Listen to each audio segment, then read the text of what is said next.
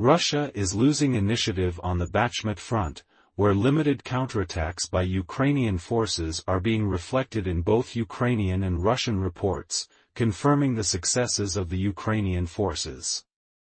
The situation in the city and its surroundings remains challenging.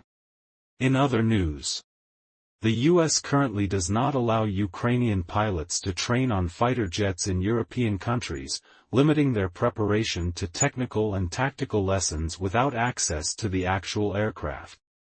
In other news, the European Union does not currently plan to impose sanctions on Rosatom, the Russian state atomic energy corporation, believing that there are more effective ways to counter Russia's influence in the nuclear sphere. In other news, Ukraine has until September to demonstrate military successes in the counteroffensive and prove the effectiveness of the assistance received from the West, as Western military aid is likely to decrease due to the domestic political situation in the U.S.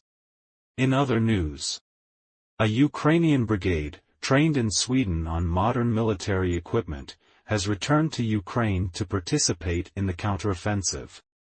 In other news, the question of transferring modern fighter jets to Ukraine will be discussed at the meeting of NATO defense ministers in June. In other news, Ukraine and Russia have agreed to the proposal of Pope Francis to accept his special envoys to discuss a possible ceasefire.